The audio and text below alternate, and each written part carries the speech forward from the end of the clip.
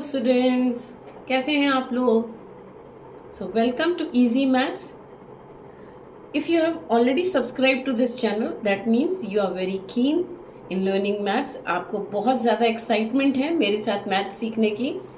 मैं पूरी कोशिश करूँगी कि मैथ्स आपके लिए इंटरेस्टिंग भी हो और इजी भी हो. मुझे मालूम है मैथ्स कई बार सेट ऑफ रूल्स, नंबर्स बहुत डिफ़िकल्ट दिखती है यदि समझ में ना आए.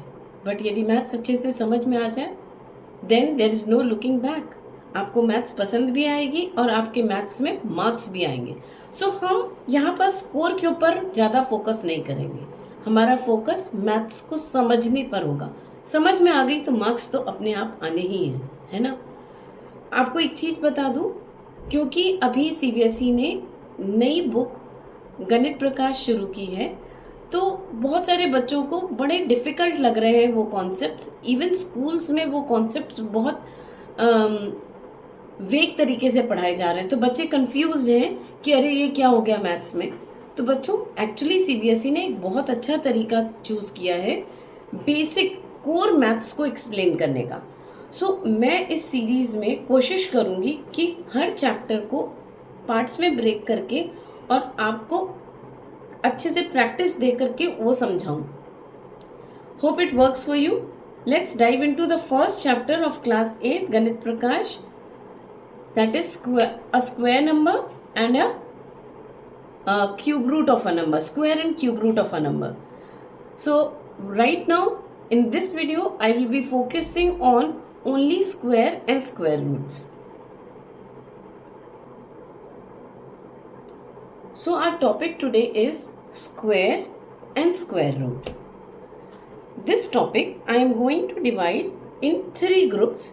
In the first part I will be doing properties of perfect square numbers and interesting patterns in square numbers. I'll also give you a practice of few questions so that you understand how to solve them.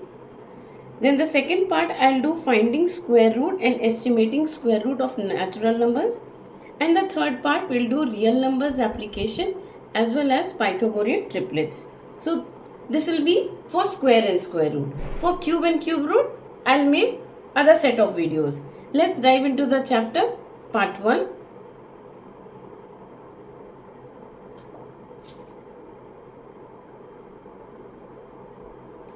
So properties of perfect square number. Perfect square number होते क्या हैं, सबसे पहले तो यही समझते हैं.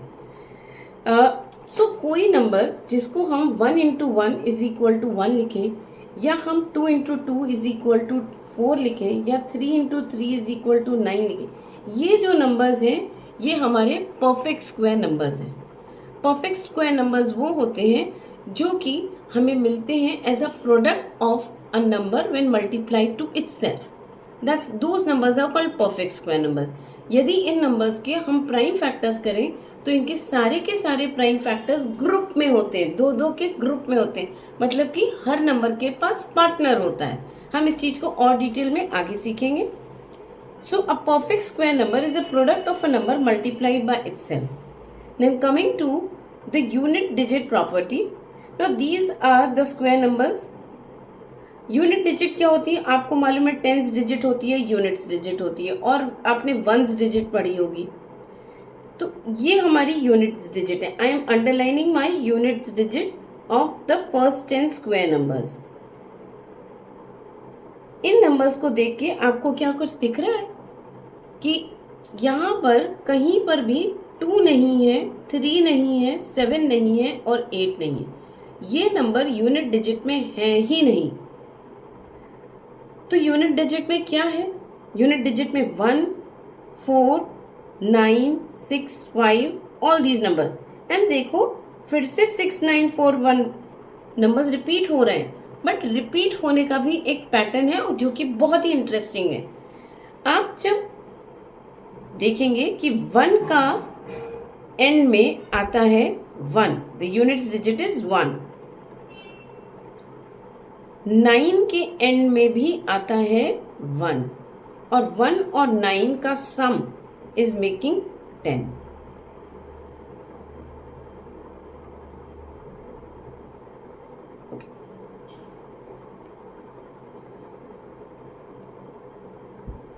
Now let me take 2 and 8. 2 is ending with 4 and 8 is also ending with 4. And the sum of these two is coming as 10. 3 is ending with 9 and 7 is ending with 9. Why 9? Because it is 49, so its units digit is 9. And the sum is 10. 4 is ending with 6 and 6 is also ending with 6 and their sum is 10. So हमने क्या सीखा कि numbers जो हैं 1496 से ही and हो रहे हैं. 1496. अब आपको ये सारा कैसे याद रहे कि 2378? तो एक बहुत इजी टेक्निक है. आप पहले 4 नंबर्स का परफेक्ट स्क्वायर नंबर तो सबको मालूम ही है. 1 का परफेक्ट स्क्वायर 1 से एंड होता है. 1 का पार्टनर कौन है? 9. 1 + 9 10 होता है ना, तो 9 भी 1 से एंड होगा. 2 का स्क्वायर आपको मालूम है 4. 2 का पार्टनर कौन है? 8, तो 8 भी 4 से एंड होगा. 3 एंड होता है 9 से. 3 का पार्टनर 7. 4 एंड होता है 6 से. 4 का पार्टनर 6, वो भी 6 से एंड होगा. इस तरह से आप याद रख सकते हैं. 2378 आपको थोड़ा सा याद रखना पड़ेगा. 2-4 बार करोगे याद हो जाएगा. Now there is a zero property also. So numbers are ending with 0, but you see here there are 2 zeros here. So the next property that we are learning here is any number ending with 2, 3, 7 or 8 is never a perfect square number. हमने देख लिया numbers 2, 3, 7, 8 से end ही नहीं होते हैं. बचा next zero rule. अब जैसे 10 into 10 करते हो आप, तो आपका क्या आता है? 100.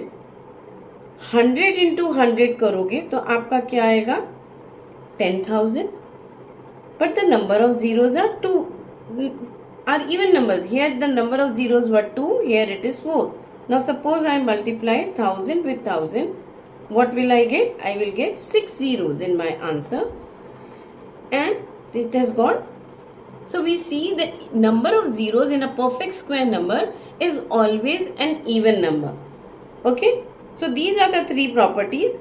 Now let's do some examples on this and understand what type of questions are based on such properties. What will be the units digit for the number 8437?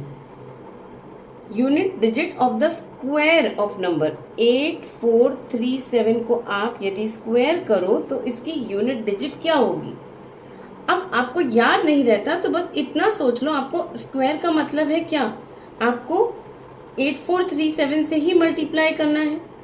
जब 7 into 7 करोगे तो 49 9 आता है.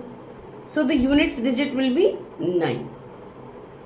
आपको पूरे नंबर को मल्टीप्लाई नहीं करना है. आपको सिर्फ last digit the units digit को मल्टीप्लाई करके चेक करना है कि फर्स्ट यूनिट क्या आएगी? 9. Now look at the number below. Which of these are definitely not perfect square? Okay, this is not perfectly square. 8 can be there. No, 8 can also be not there. 9 can be there. 9 can be a perfect square of 3. It could be of 7. So it's not for sure. Then maybe this can be there. 6 can be there. So our answer, they are asking us to looking for the which are definitely not perfect square. Just looking at this, these are not perfect square, not perfect square. Okay, these numbers will not be perfect square ever because the end digits are 2, 3, 7, 8 and here it is 2 and 8 specifically. Okay, moving on to the next question. Which of the following numbers will have the digit of 4 at the end? अब याद करो 2 2s are 4 होता है. 2 का partner 8, 2 का partner 8. अब 2 और 8 दोनों 4 से एंड होंगे. तो जो नंबर्स की लास्ट डिजिट में 2 होगा या 8 होगा वो 4 से एंड करेंगे. तो हमारे नंबर्स क्या हैं? ये और ये. I hope you all are understanding. यदि आपको कुछ डाउट आए तो आप मुझे यूट्यूब पे मैसेज डाल सकते हैं. I will be really happy to solve your doubts and maybe in the next video also I can clear your doubts during the session. Okay, now let's move on to the interesting patterns in square numbers. Interesting patterns, as the name suggests, they these patterns will really shock you कि अच्छा ऐसे भी numbers आ जाते हैं. Let's see, there are very simple and easy patterns. थोड़ा सा memorize करना पड़ेगा. पहले समझ लोगे तो memorize करना easy होगा. ठीक है, चलो अब करते हैं पहला पैटर्न. पहला पैटर्न कहता है कि आप यदि consecutive odd numbers को ऐड करते हो तो स्क्वायर आता है. कैसे, कौन से consecutive numbers को ऐड करने से स्क्वायर आएगा, चलो चेक करें. यदि मैं 1 + 3 करूं मुझे मिल रहा है 4. मैं 1 + 3 + 5 करूं I am getting 9. 1 + 3 + 5 + 7 I am getting 16. So this is equal to 2 square, this is equal to 3 square and this is equal to 4 square. When I add two numbers, I get 2 का square. When I add 3 odd numbers, I get 3 का square. When I add 4 odd numbers, I get 4 का square. Suppose the question is, if you have to add 8 odd numbers, what will be the answer? Answer will be 8 square, that is 64. Okay? I hope you understood it. If you have not understood, एक बार pause करो, rewind करो, फिर से सुनो मैं क्या बोल रही हूँ. I'll again explain it. आपको odd numbers का ही sum करना है, consecutive odd numbers का. 5 odd numbers का sum करोगे consecutive तो आएगा आंसर 5 square. यदि आप 10 odd numbers का square sum करोगे तो आंसर आएगा 10 का square. Okay? Now the second pattern, the number between the squares. अब यदि आपसे पूछा जाए n square minus n plus 1 square, मतलब कि मान लो 7 square और 6 स्क्वायर के बीच में कितने नंबर आएंगे. तो एक मेथड है कि 7 का स्क्वायर 49 और 6 का स्क्वायर 36. और आपको यदि डिफरेंस पूछा जाएगा तो आप करोगे 49 - 36 13. Simple answer. बट आपसे पूछा जाएगा इनके बीच में कितने नॉन स्क्वायर नंबर है. ऑब्वियसली 49 और 36 के बीच में कोई भी और स्क्वायर नंबर नहीं आएगा क्योंकि ये कॉन्जिक्यूटिव नंबर्स के स्क्वायर है. 6 के बाद सीधे 7 ही आता है नेचुरल नंबर्स में. तो इनके बीच में जो स्क्वायर नंबर्स के बीच में जो नंबर्स होंगे वो नॉन स्क्वायर नंबर्स होंगे. तो आपसे यदि क्वेश्चन पूछा जाए कि भाई कितने नॉन स्क्वायर नंबर होंगे तो आपको नॉर्मल मेथड से करने का तरीका क्या होगा. आप लिखोगे 37, 38, 39, 40, 41, 42, 43, 44, 45, 46, 47, 48, 49. Okay? Okay. Let me write it here for you. 47, 48, 49. Okay. So how many are there? 1, 2, 3, 4, 5, 6, 7, 8, 9, 10, 11, 12. Is 49 to be included? No, because 49 is the perfect square number. हमें चाहिए नॉन स्क्वायर नंबर. तो हमारा आंसर आ रहा है 12. बट डिफरेंस आ रहा है हमारा 49 और 36 का 13. तो रूल यहाँ पर ये है, यदि आपको दोनों नंबर्स का डिफरेंस निकालना पड़े, आपको क्वेश्चन हो कि दोनों का डिफरेंस बताइए, so the answer will be this is the difference. And if they say find the non-square numbers between them or find the natural numbers between them, the square numbers not included, then in this case non-square numbers निकालना हो तो this is the formula. The formula is n plus 1 का whole square minus n square is equal to 2n. एक बार दूसरे example से समझते हैं. मान लो हमें 8 स्क्वायर माइनस 7 स्क्वायर निकालना है. हमें नॉन स्क्वायर नंबर बताने हैं तो आंसर होगा 2 × 7. 7 इज द स्मॉलेस्ट वन. तो 14 इन दोनों के बीच में नॉन स्क्वायर नंबर्स होंगे. मतलब 56 और 49 के बीच में 64 और 49 के बीच में 14 नंबर्स आएंगे जो कि नॉन स्क्वायर होंगे. बट वहीं आपसे कहा जाए 8 स्क्वायर माइनस 7 स्क्वायर का डिफरेंस बताओ, तो डिफरेंस क्या होगा? 14 + 1 दैट इज 15. कहाँ से 14 आया? 2 into 7 plus 1 that is 15। I hope आपको समझ में आया। चलो करते हैं मोस्ट इंटरेस्टिंग पैटर्न। तो सबसे ज़्यादा इंटरेस्टिंग पैटर्न है नंबर्स एंडिंग विथ 5। यदि हमें इनका स्क्वायर निकालना है तो there is a very very easy technique. Suppose मुझे 25 का स्क्वायर निकालना है, तो मैं क्या देखूंगी? देखो 5 का तो एंड 25 होगा, 5 का स्क्वायर 25 होता है, और 2 का को उसके नेक्स्ट नंबर से मल्टीप्लाई कर दो, 2 इंटू 3 तो 6 25। अब इसके लिए चलो 75 का स्क्वायर करें, तो मतलब 7 को उसके next number 7 into 8 56 25। Okay, but इसको मैथमेटिकली इस तरह से लिखा जाएगा, दैट इज A5 का स्क्वायर। तो A नंबर और उसके बाद वाला नंबर क्या हो गया? A into A plus 1। Last 2 digits को फ्री करना है 25 के लिए, इसलिए इंटू 100 प्लस 25। ठीक है, तो जब भी आप इस तरह का क्वेश्चन सॉल्व करोगे, पहले ये फॉर्मूला लिखोगे, फिर आप नंबर लिखोगे, उसको सॉल्व करोगे।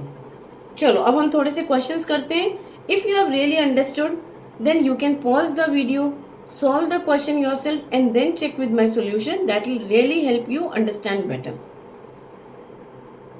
Without doing actual addition, find the sum of 1 plus 3 plus 5 plus 7. Okay, so how many numbers are there? Let's see.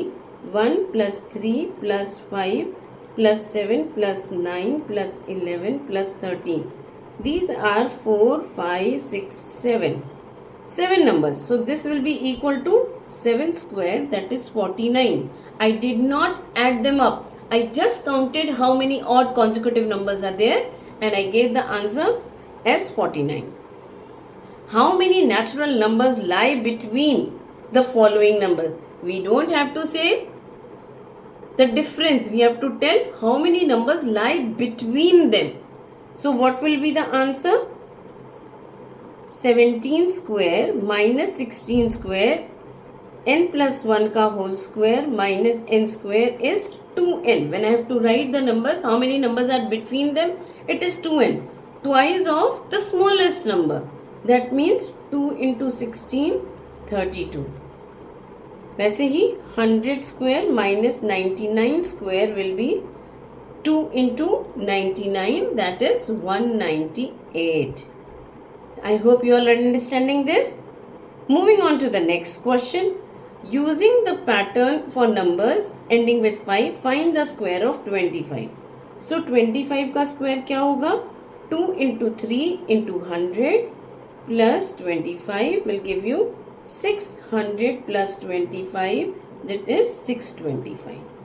75 का square will be 7 into 8 into 100 plus 25, that is 5600 plus 25, and the answer is 5625. I am very sure that many of you must have done it orally. Okay, this is a question from the NCERT textbook and I saw that many kids were getting confused in this, so I have taken the same question. Okay, here they have given 125 का square is 15625. You have to find 126 का square. So from n plus 1 का whole square minus n square, we know this is equal to twice n. So 126 का square minus 125 का square, but here they are not talking about the non-square number. They are simply talking about difference. So we will take 2n plus 1 here. So this will be 2 into the smaller number 125 plus 1. This will become 250 plus 1, that is 251. So 126 whole square minus 125 whole square will be, it implies 126 whole square will be equal to 125 whole square plus 251. So we get 15625 plus 251. Let's do the totaling here. 15625 plus 251, 67851, and the answer is 15876. I hope everybody has understood this. Now in the part 2 we will learn how to find the square root, and we will also learn how to find an approximate square root just by seeing the number. I'm going to tell you that trick in the next video. So till then, stay tuned, keep watching Easy Maths to make it more interesting and loving for you all. I hope you all love maths with me. Thank you. Bye bye.